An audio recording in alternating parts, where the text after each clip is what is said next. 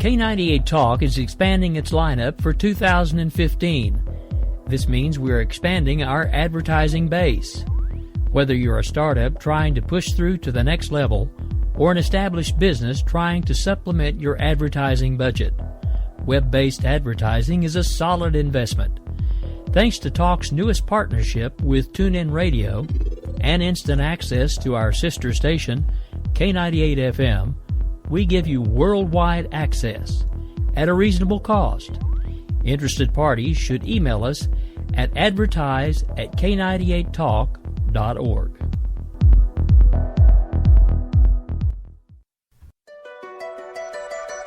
The leader in talk radio on the Internet, right here on K98 Talk and the Spark Radio Network.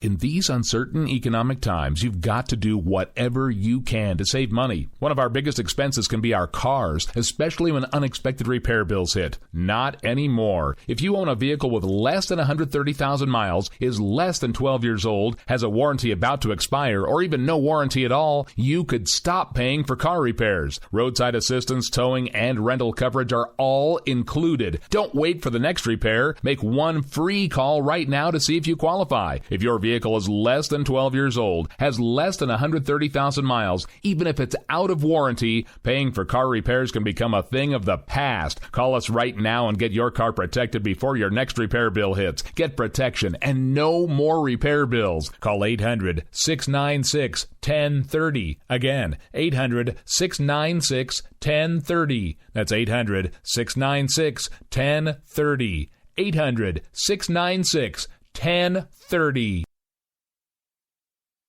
Joe had huge problems with the IRS. I knew it was coming. I hadn't filed taxes since 1990. All the IRS letters coming in added up to a nightmare. To get up to like $68,000, my heart started beating fast. It's like, there's no way, man. I mean, I ain't going to be able to do this. Then they stopped his paycheck. So that's when I started making phone calls and found U.S. Tax Shield. U.S. Tax Shield went to work immediately. They just took the bull by the horns. What blew my mind is he called the IRS right then and there. So why is U.S. Tax Shield A+ rated with the Better Business Bureau? Joe knows. They saved me a ridiculous amount of money. If you owe more than $10,000 to the IRS or state, choose the company Joe chose, U.S. Tax Shield. It was the best decision I made. U.S. Tax Shield is the way to go. Life is good. Thank you, Lord.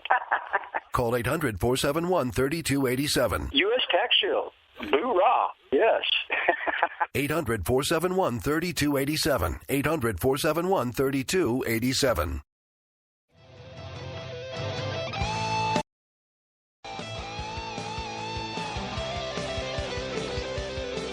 All right, folks, well, it's just a couple minutes past the hour right here in beautiful downtown Oklahoma City, and that's right, it is America Off the Rails, and no, it's not 6 o'clock. This is a very special, extra special Labor Day extra show that we're going to do. Don't worry, we'll still be live tonight at 6 as well.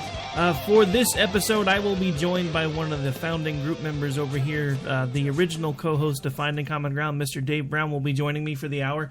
Want to give a quick shout-out to the affiliates here, so AMFM247.com, RedStateTalkRadio.com, also High Point Radio out of New Jersey, Leading Edge Radio Network, and I know I'm forgetting somebody, but right now their name escapes me, and of course the home places, the SparkRadioNetwork.com and K98 Talk. So, without further ado, we're going to pay a couple more bills. We'll be right back with you here in just a couple seconds to get the or actually a couple minutes to get the show started. Gotta give some love to the show sponsors. We played the station sponsors already. Now we got to do the show sponsors.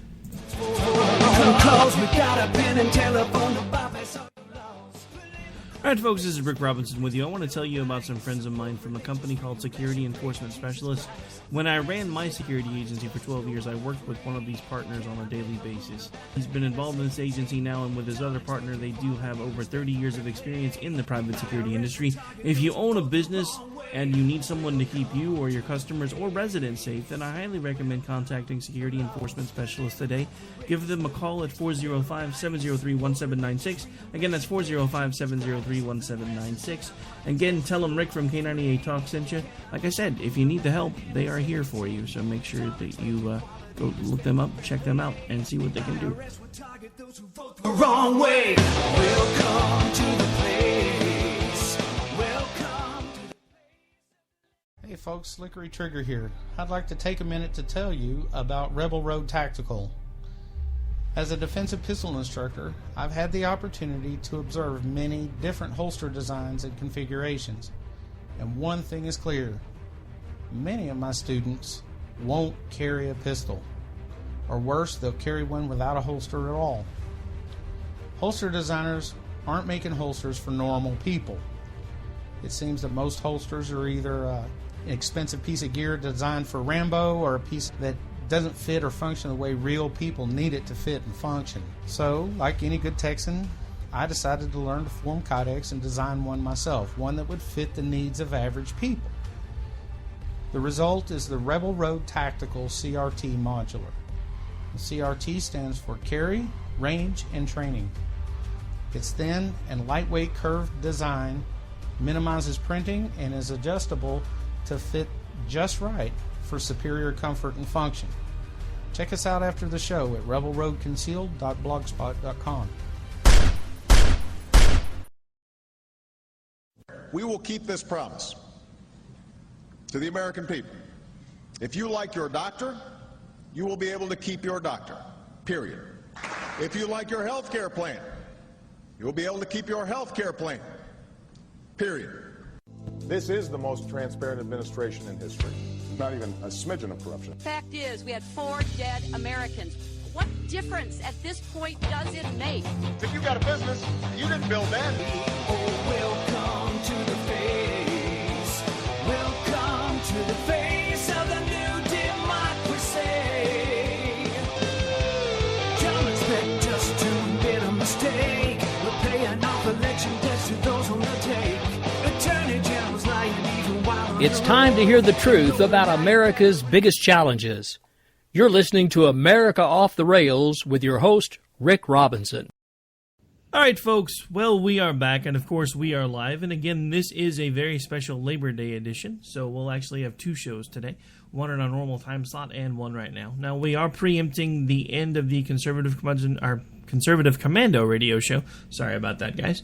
If you are interested in checking out that one, you can always go to our podcast section, finish checking it out. I hate to cut it off in the middle, but, you know, it's just one of those things. We decided we were going to do something we hadn't done in a while. And this was one of the only times that Dave and I could figure out that we could actually both do a show together. We usually either do one called It's Clobbering Time, which is basically just one where we put politics completely aside. Or occasionally we will do an extra episode of Finding Common Ground. But for this week, he graciously agreed to actually come on and do an extra episode of America Off the Rails. So good morning, Dave. How are you? Wait, so there's a commando and a curmudgeon? Uh-huh. Wow, we got lots of those C people. I'm well. Thank you for having me on. This is fun being in the big boy chair. Well, you know, just to make you feel at home, I did make yours more of a high chair. I hope you appreciated the effort. That's perfect. Yes. Right next to the toilet you sit on. That's awesome. Hey, there's a reason I call it the throne, sir. I'm just saying. Yes. This is good times. All right. So, you know, it's been a while since we've done a show together. And just in case, because you are probably going to have people that have never heard your voice before listening to this particular show. So, since you're not really part of Finding Common Ground as much as you used to be anymore, why don't you go ahead and spend a few minutes telling folks what it is that you have been up to and how they can keep up with you and all that fun stuff. Because you do still have lots of stuff going on. Yeah, I try to keep busy. Speaking of, real quick before I forget, I am next Saturday. If you guys will have me, I am available to join you on Finding Common Ground. Sure. I'm off. That's my since I'm normal. My day off is normally Monday, so because today we're closed, I get to take next Saturday off. So awesome. If you'll have me, I will give you and Bryce nothing but crap for an hour. So that would be different than any other time you're on the show. How? None, not at all. So yeah, the rowdy one here and I, we met how long ago? How long have we known each other now? 2008-ish, maybe 2009. I think it might have been the beginning of 2009 when we actually met. Yeah, over at this horrible daycare center of a job. No offense to actual daycare centers out there.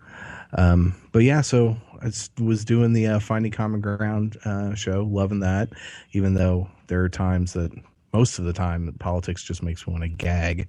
And it got to the point my work schedule changed, and so couldn't do that anymore. But I do host a couple of other shows. In fact, an episode just dropped as we were getting ready to do this. Host a pro wrestling show called Around the Ring. You can hear it here on the on-demand section, I guess, of K98 Talk and the Spark Radio Network, because it never really plays on the server. You can also hear it on Stitcher, TuneIn, and Kings of Wrestling Empire. It's available all those places. And yeah, I also write a music blog called Oklahoma Lefty, which you can check out at oklahomalefty.com. And I do a music podcast, which will someday hopefully turn into a 24-hour music station if we can ever figure out how the hell to do that. It's called K98X The Fringe. And so, yeah, you just Google all that kind of crap and you'll find out where it is. But yeah, that's what I've got going on. I spend most of my weeks most of my time I'm at work.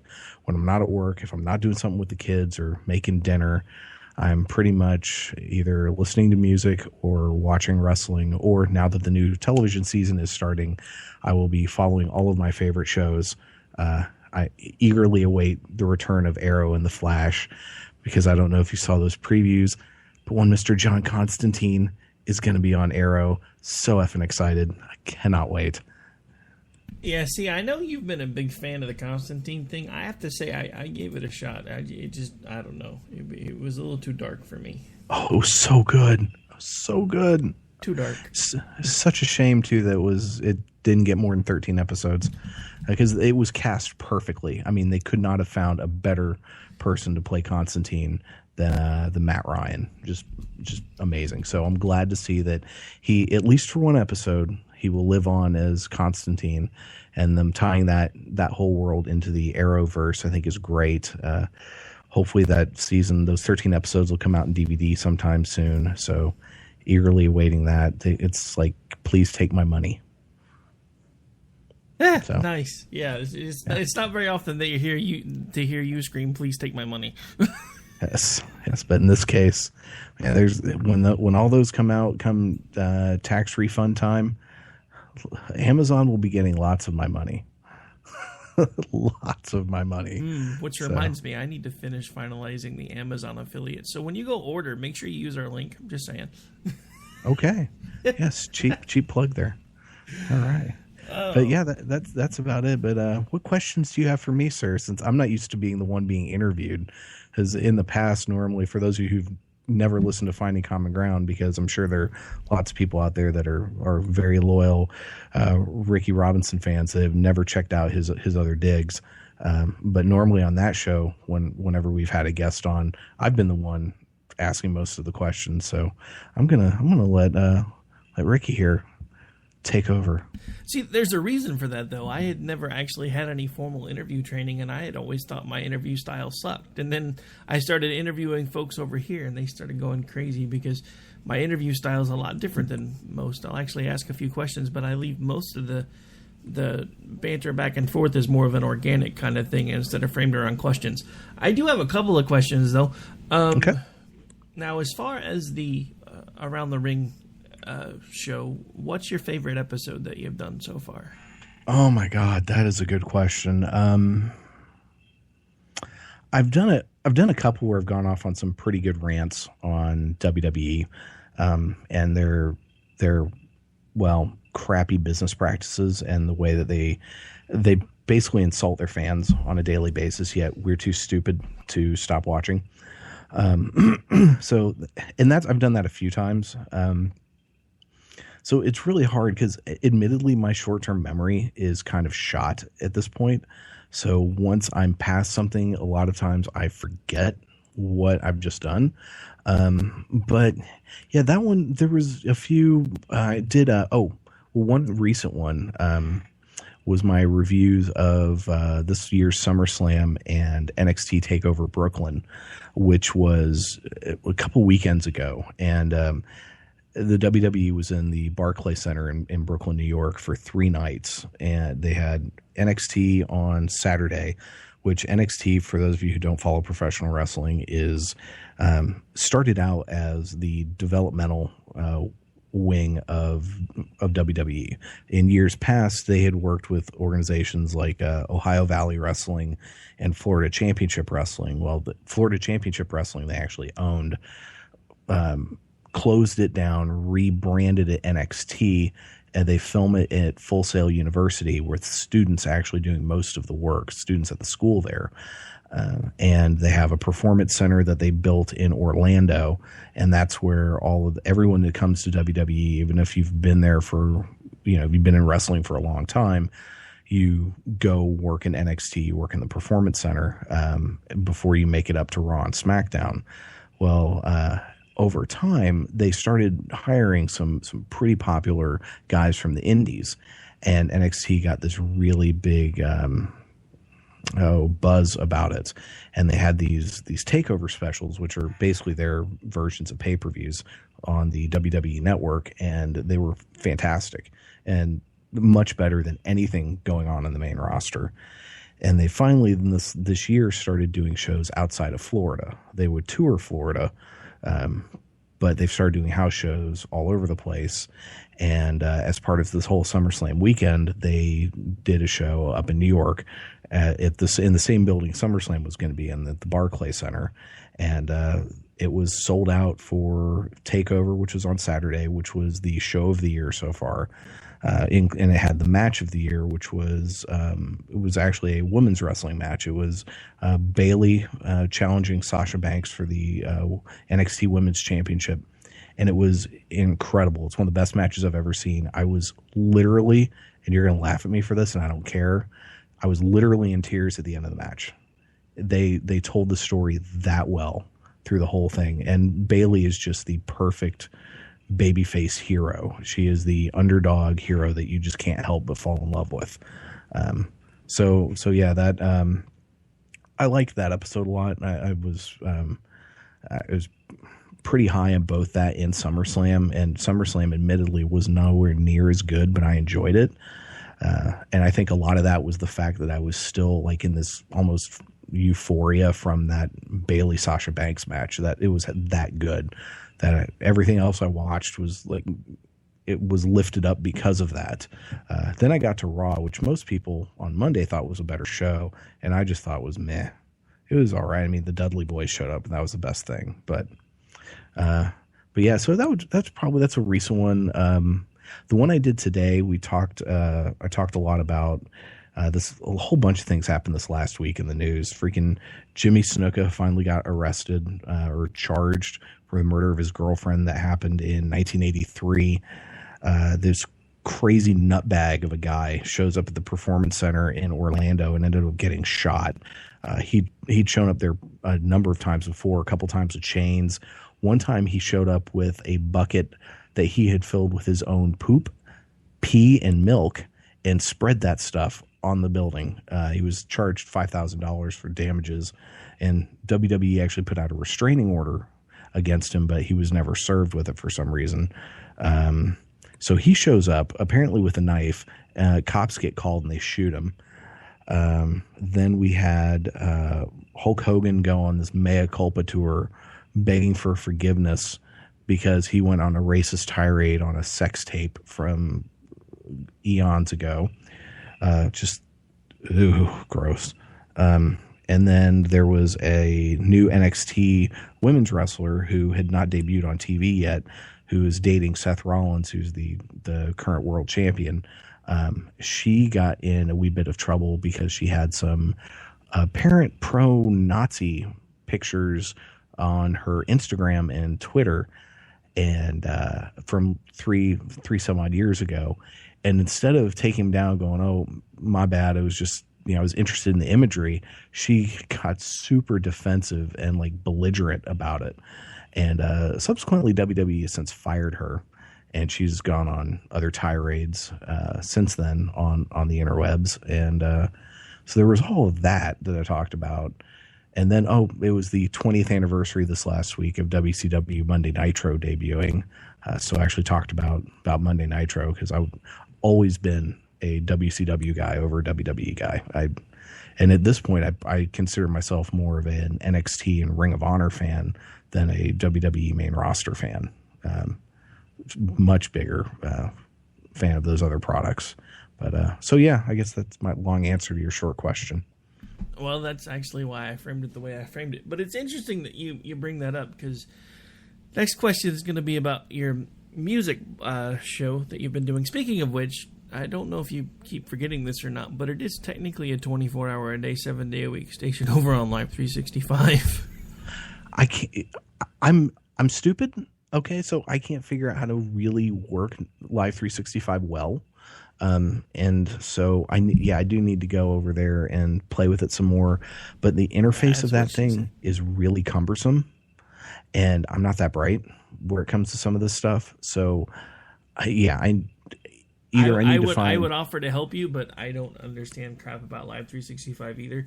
Honestly, okay, so I don't feel bad now. I can in the staff chat we've put together, if you message Jason Dombrowski, he actually was like all about us trying to stay with Live 365 when a bunch of folks started jumping over from war. So he's pretty familiar with it. He might actually be able to help you.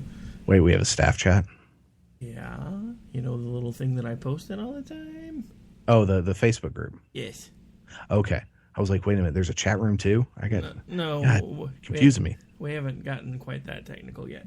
But yeah, you might want to talk to him about that. He might be able to help you figure out the ins and outs over there. Because until I can figure out how to integrate everything, they're going to cover all your ASCAP BMI issues. But basic kind of a question from the music perspective, and a bit of an observation. It's interesting because your music taste and your wrestling taste seem to kind of complement one another, because you're not really a mainstream music fan and you're not really a mainstream wrestling fan either. It's just kind of an interesting side note there. But just in case nobody's ever listened to it before, what type of stuff do you usually play on your K98X The Fringe podcast? So yeah, on there we play the best way to just explain it is underground rock and roll, which makes the average person who listens to mainstream radio, they pull a Spock, their eyebrow goes up, and they look at me like, what the hell am I saying?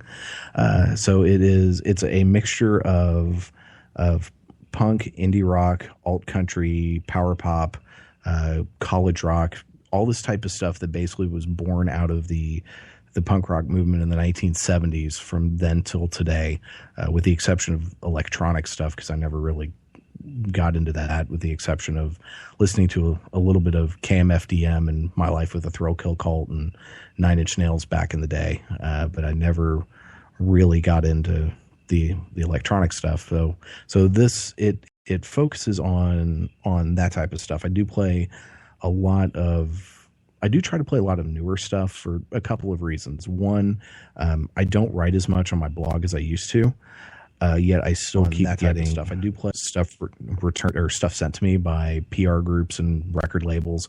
So I want to use that, and I want to make sure that these artists get some exposure, albeit not much, because not a whole lot of people listen to what I do, which is fine. I do it half the time. I do it just because I enjoy it, and I listen to it when I'm at work, when I'm sitting at my desk. So there's that. So it's a lot of bands that a lot of people haven't heard of, but then I will throw in. The other day I played a Blondie song. I've played The Clash. The episode I put together for tomorrow, I have a couple songs by Rancid on there. So not everything that I play are bands that no one has ever heard of. I play a lot of Frank Turner, who's made a name for himself in the last few years. He performed at the Olympics in 2012 in London. That was a pretty big deal. So yeah, that's the kind of stuff I play. And you're right. Wrestling in and of itself really isn't a mainstream pastime anymore. But yeah, even within wrestling, I prefer kind of the non-mainstream stuff. I much prefer the lesser known things, and I don't know how much of that's just from my personality as myself feeling like an outsider, a bit of an underdog with everything. But that I got into this music in high school, and I really can trace it back to when I discovered U2 in 1988. And from then on, my life was completely different. And I'm an obsessive fan, so when I get into something, I get into it, and I learn everything I can about it, ridiculously so. With some of my favorite bands, I have bought everything I can get my hands on as far as like what they've put out on CD, including singles, EPs, B-side collections, and then if they have any side bands or side projects, I buy all of that stuff too. So I get, there are a number of bands that have multiple side projects that I get everything. I've gotten everything I can find. So yeah, and I'm with where I watch, God, how many wrestling shows do I watch every week? I watch at least 3 every week: Raw, NXT, and Ring of Honor. When Lucha Underground was still on, I also watched that. Sometimes I watch SmackDown, depending on what goes on. I watched a little bit of it this week because Cesaro had a match, and Cesaro's the freaking man. So, yeah, I definitely prefer the things that are under the radar, because honestly, that's where so much the best stuff is. To get something over on a very broad level in a real mainstream sense, things almost have to be watered down. And that's not necessarily a bad thing. And every once in a while, something kind of truly pure comes through and just breaks through those ceilings, those glass ceilings. Nirvana, musically, is a good example, is a band that really did not compromise anything that they did, even though they were on a major label, and became the biggest band in the freaking world, and completely changed the music industry from a mainstream standpoint. And we still, I mean, in a lot of ways, rock and roll music to this day is still affected by what Nirvana did back in 1991, much to their own chagrin. And had they never become these huge mainstream stars, Kurt Cobain might not have decided to suck on a gun. So there you go. We could still have Nirvana records, which would be great. My God, are you still talking? I hate you. Sorry, it's been forever since I've been able to do that. And it was the only way I could think of to kind of cut you off, because we do need to take a break. Take a break? I figured as much. When we come back from the break, folks, we're actually going to take the conversation slightly political for the last half of the show. This could get fun. Oh, no. He's either going to kill me or never want to come on the show again, or a little of both. We'll be right back, folks.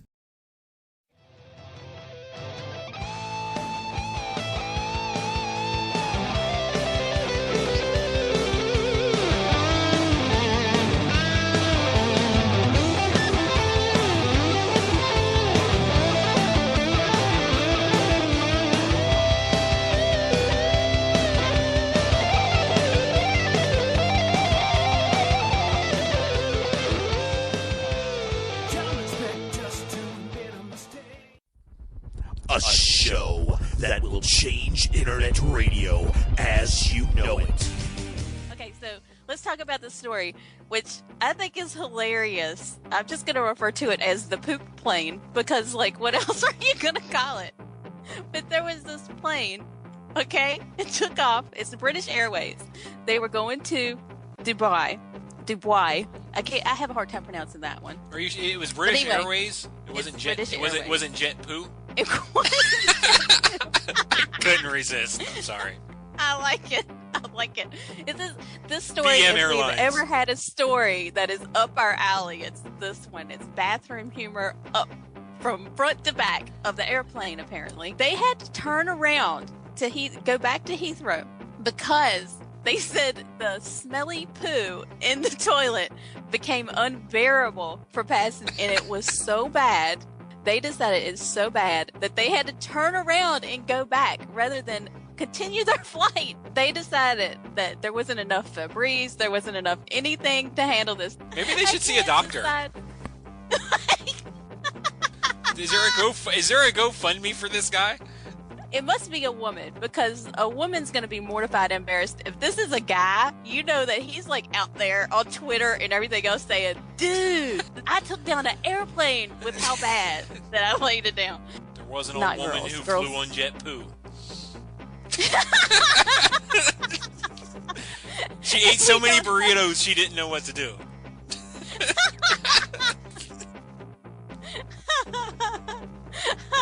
So we turned the plane around because they made a big stink.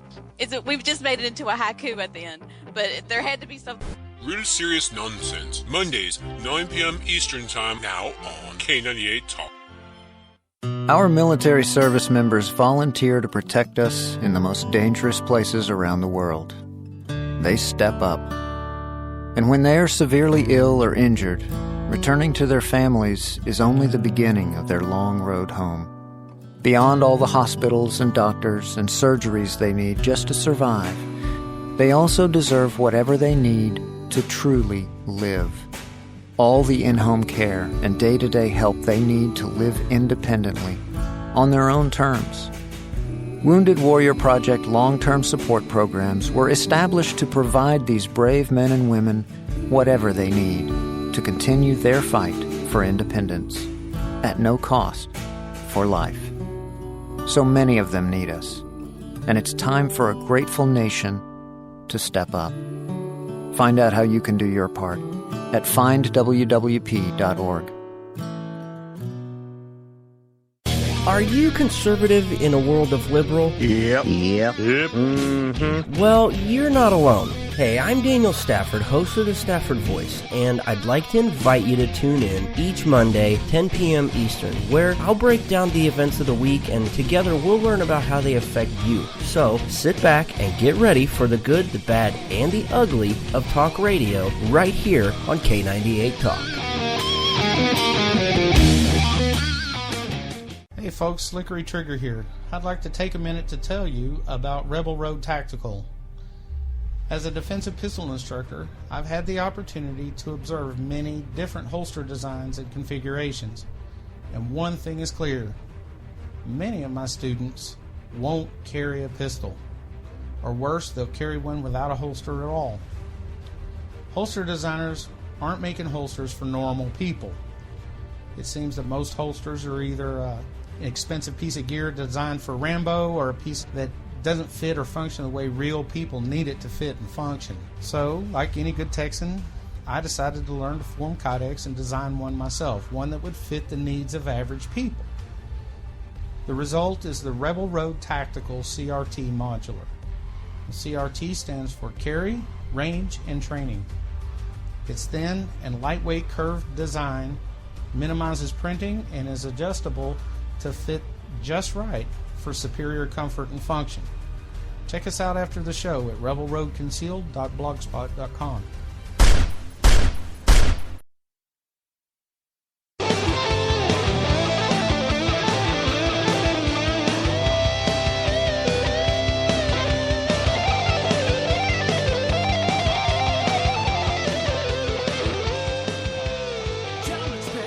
All right, folks, we're back. We're live. We're into the last half of the show already. My, oh my, where does the time go? With about 24 minutes left, we're actually going to go ahead and take things in the political direction. I mean, come on. How can you do a political talk show and not at least get somewhat political with your guests? So, Dave, you've recently made some changes to your political affiliation and a few other things. Why don't you go ahead and fill in folks as to what you did and why you did it, and we can just kind of go from there. So a little bit of backstory. I'm a liberal, and I have been for about as long as I can remember, because it's the only thing that makes really any sense. Now, liberal from like the traditional liberal standpoint. I was from the time I could register to vote until about 2009, I was a Democrat. I was a huge Bill Clinton supporter. And then in 2009, I, out of disgust by the current administration, changed to an independent, because I just realized that both of the major political parties suck ass, and I can't deal with that crap anymore. So I changed. And then this year, with the primary season starting to heat up, and unfortunately in the state of Oklahoma, we have a closed primary system. that states that you have to be a member of a certain political party in order to vote in the said party's primaries. So unlike other states where they have open primaries where you just walk up as if you're registered, you can vote in the Democratic primary, the Republican primary, the tree-hugging primary, the knuckle-dragging primary, whatever primary you want to go to, it's open season. Not here. It's one of our excellent ballot access laws we have in the great state of Oklahoma. So in the whole coming up with the primaries, I've been hearing a lot of things that Bernie Sanders says. And I'm not actively following politics. I'm just seeing, things here and there that show up in my news feed on social media and stories I hear on NPR, because when I'm in my car, I do listen to NPR from time to time. I also do listen to a little bit of, I listen to Glenn Beck from time to time. And if I'm in the car at the time, I'll listen to Jerry Doyle. I enjoy his show a lot. Hearing a lot about Bernie Sanders, and I like a lot of what the man has to say. And so I decided that, I'd really like to vote for this guy in the primaries, but I can't. So I went and I changed my voter registration back to Democrat so I could vote in the primaries. I swear to God, not like a week later, the Democratic Party in Oklahoma comes out and says, "Oh, hey, by the way, if you're registered independent, you can vote in our primary this year." To which I was like, "Motherfucker, really? Okay, fine." And I decided, just in case they change their mind, I'm not going to change my registration until after the election's over. Then I will go back to being an independent, and go about my merry way. But I like Bernie Sanders. I like a lot of things he says. I like a lot of things that his stances on standing up against corporate corruption and how corporations kind of have taken over the political system. I think he's hits a nail on the head on a lot of that stuff. On some stuff, he goes farther to the left than I am. But the vast majority of those things that one might consider kooky will never get through anyway. And I just see this as an opportunity to get someone who is not a crony capitalist in office, which I think would be a very good thing. Because let's be completely honest. Since Bill Clinton left office, we have not had a president who has had policies for the average person. It has all been on the down low for corporations and special interest groups and unions and all this garbage. And pretty much we have had President Obama has been the George W. Bush administration's part 3 and 4. The only thing that has changed since the O-Man took over from W is who's getting payouts, and not even that's changed that much. So that's kind of where I'm coming from. Politics disgusts me. The way that politics is talked about, the hyperbole that is used is grotesque. The way that people talk about each other like they're these, people talk about those they disagree with like they're freaking orcs or stormtroopers, for God's sakes. They forget that these are people that have, feelings and lives and hearts and souls sometimes, and flaws, and a lot of qualifier there. Well, but and a lot of that, has been hyped up thanks to the internet. We had political discourse in this country has always been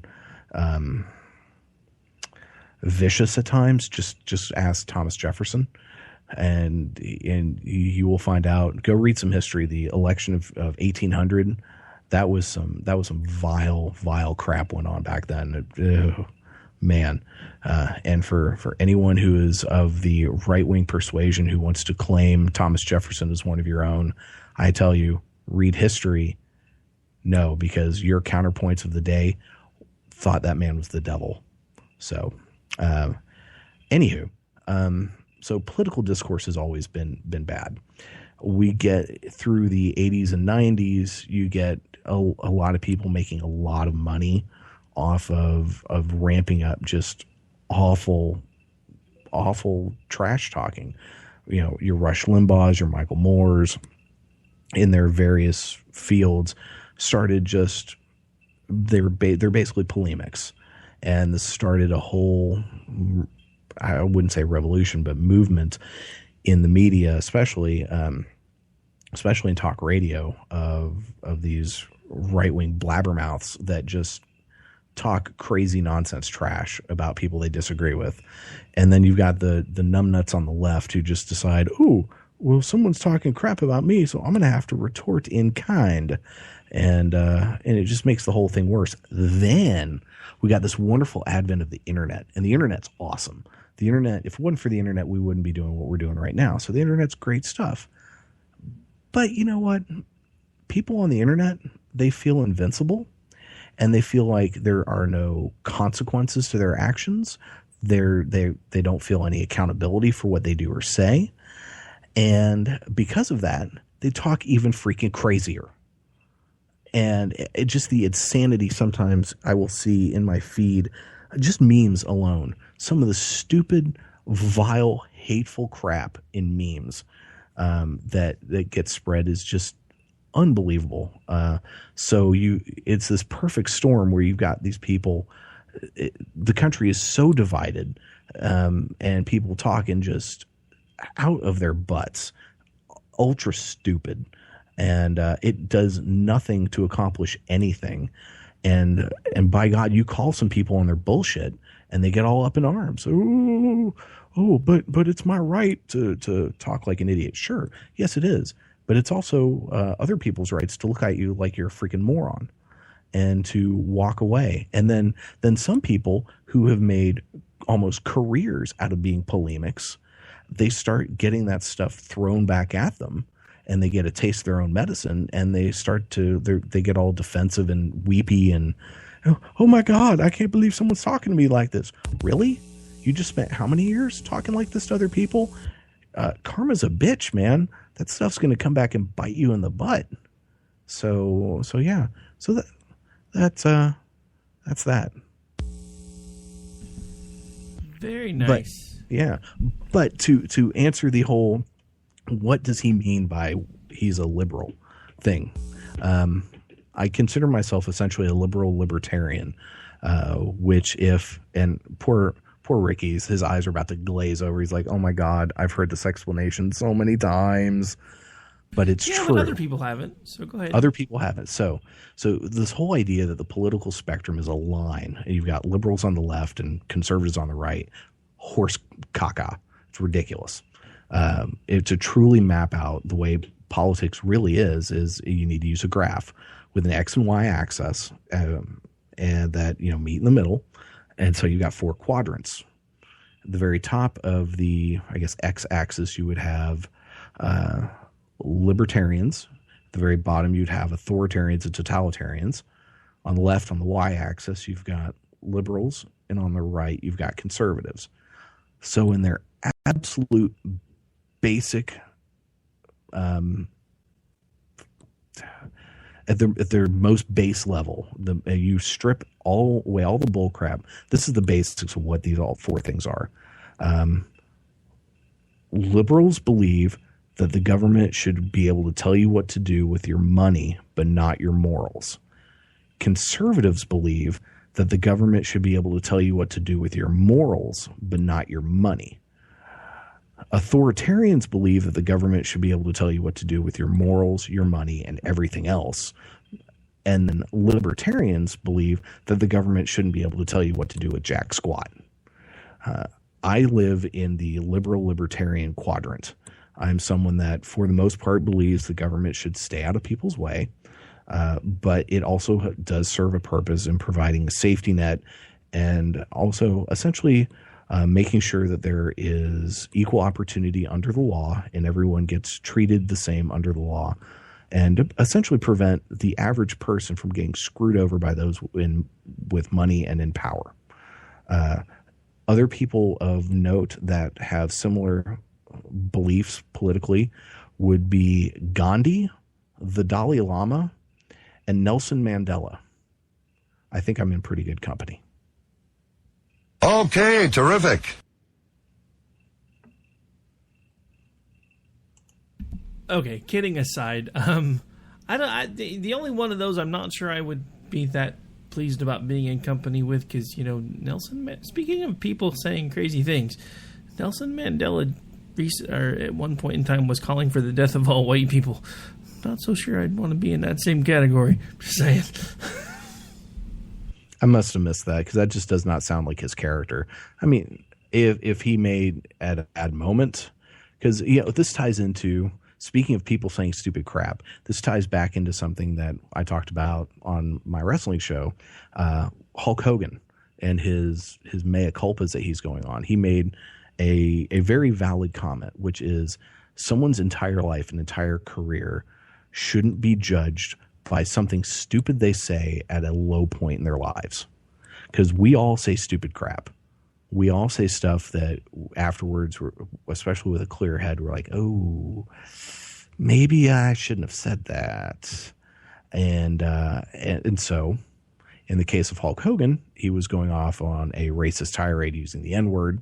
And maybe in the case of Nelson Mandela, he said down with all whitey. And who knows, half the time you see these reports about people saying this stuff, I really wonder how true it is. As anyone can write up some bull crap online. And that's why so often when I see these stories, especially stories that come from various blogs, things with titles like, you know, the Conservative Tribune or the Daily Cost is another one full of idiots. It's like, okay, I'm not going to believe a damn thing that you're saying because you were just a propaganda piece. And that's another problem we have with discourse in our world, is that people don't care about the truth. They go to news outlets, and I use the term news very loosely, that just reinforce their preconceptions and preconceived notions. That is why conservatives watch Fox News and liberals watch MSNBC, because they're a bunch of damn sheeple and want something that tells them, yes, you're right. I mean, yeah, you're not going to get a disagreement with me about anything that you just said. I mean, and I actually... That's because I'm right. Whatever, shut up. I never said you were right. You just did. Those words never left my lips, sir.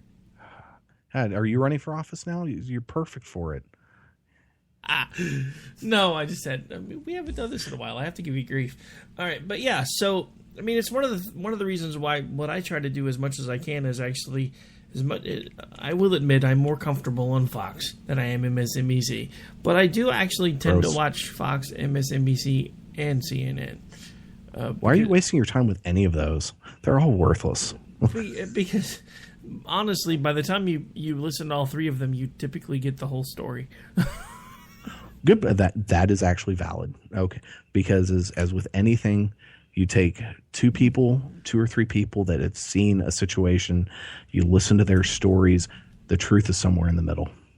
That is very valid. Now, you know, we are down to just a couple of minutes here at this point. Well, I guess we started a little bit late, so we do have a few more minutes. What do we got show clock-wise? About 12 left. 10 if we count the last couple of minutes of commercials I got to play. In the last 10 minutes, you brought up a lot about Bernie Sanders. Now, you'd mentioned earlier that, you know, one of the reasons why you're comfortable with supporting him is because some of the crazy ideas he has you don't think are ever going to come to light, much less come to pass. I have an issue with that only because of all the crazy crap we've seen happen under the last two administrations that everybody said was never going to happen. But what are some of the crazy things that you've heard him say that you basically are still comfortable with supporting him anyway because you don't think they're going to happen? You know, to be completely honest, I really haven't heard any. Other than some of his maybe advocating for a single payer system for health insurance, which compared to the mess we have right now might not be that bad. All this having been said, I am not a political junkie, unlike a lot of the people who are. And there's, more power to you. If that is your thing, fabulous. I'm happy. If that makes you happy, if it makes you feel like fulfillment in your life, great. Do that. I don't. So I have not researched everything this man has ever said. I have not gone through bills that he has voted for. I have done none of that. I have heard speeches here and there. I've heard things he's talked about. Now things he's basically things he has said that he stands up for now. Plus, I have taken some of those "Who should you vote for" quizzes, and I think the one I took with he was my number one that I'm in agreement with, and I agree like 82% of issues with him. And those tests are always. There's always an agenda, it seems like, even if it's an unintended one by the people who write them. But yeah, I admittedly, there's, I'm not a political junkie. I'm not a political person. I can tell you details in and out about different storylines in professional wrestling. I can give you breakdowns of different bands' discographies and their side projects. I can tell you about comics and different comic storylines, shows, movies based on comics, various books. I can tell you a little bit about Buddhism. I can tell you a bit about folklore, because those are the things that interest me.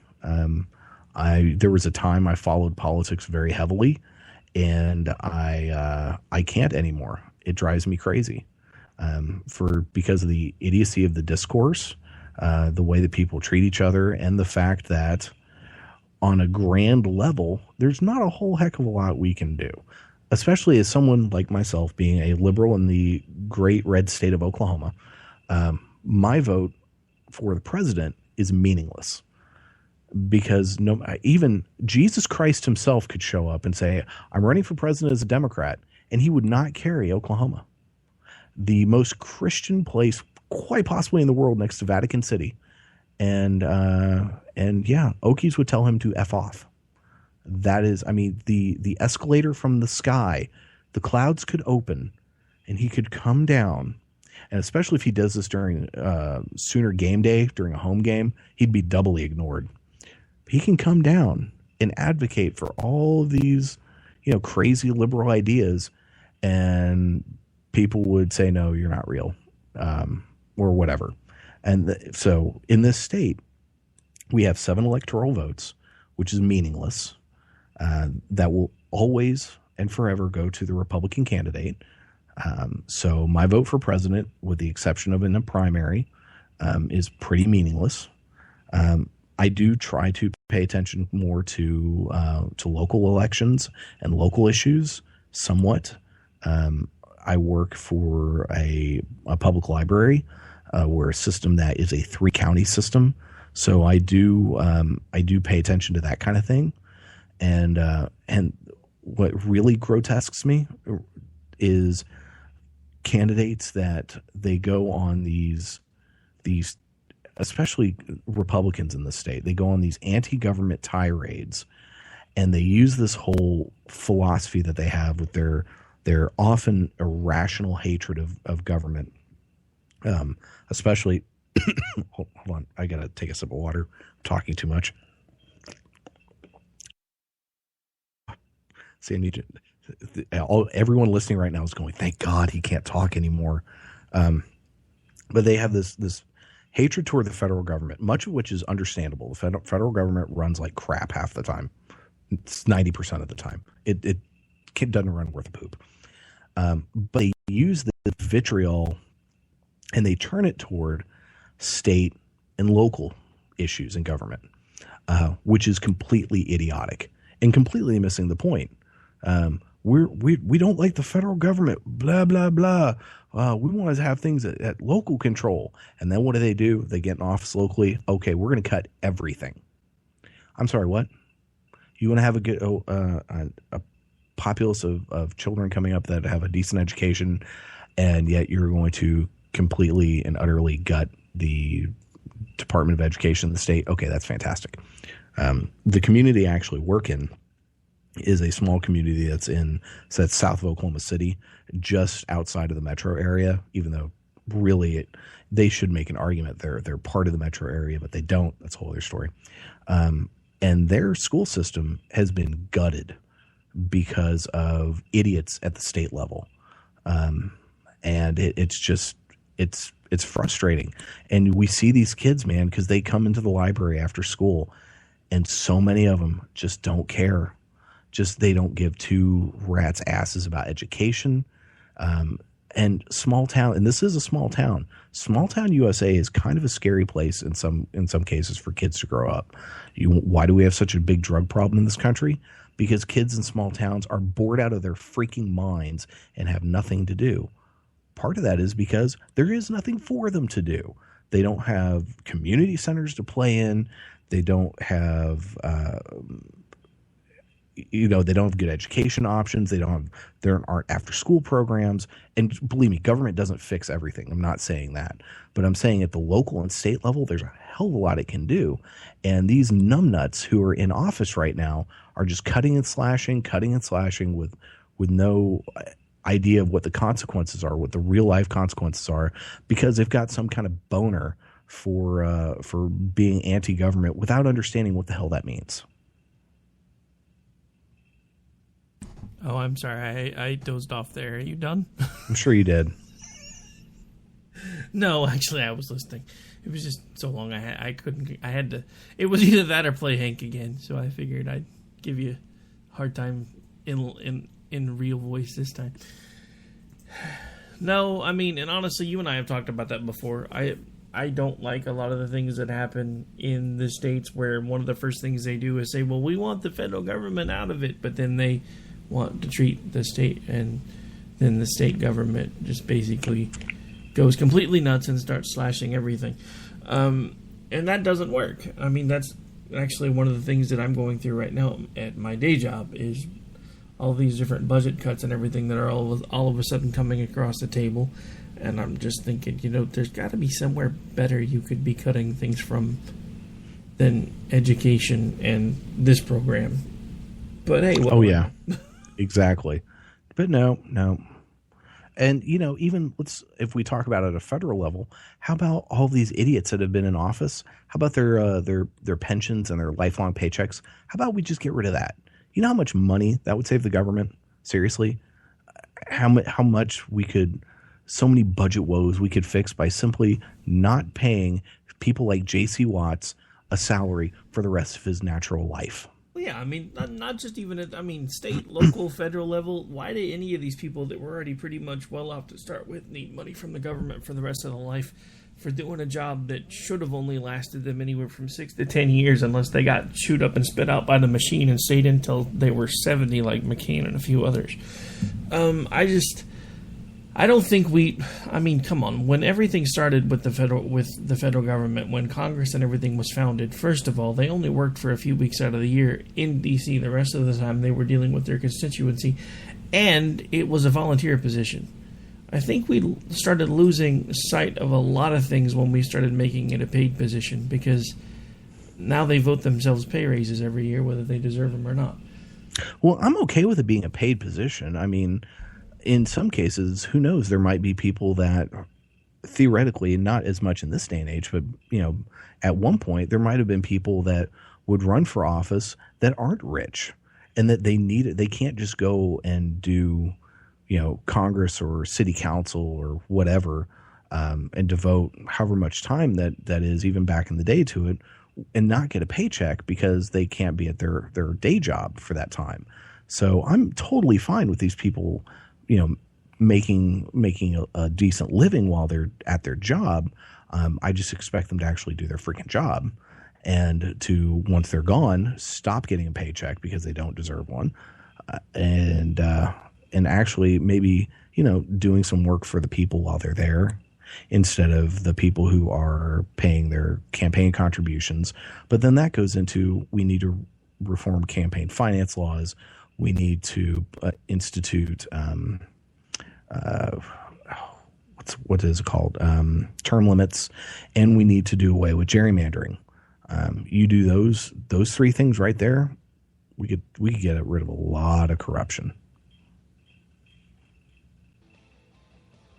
All right, folks. Well, that is actually to the point where we are a little bit past the top of the hour now, so we're going to have to wind things down.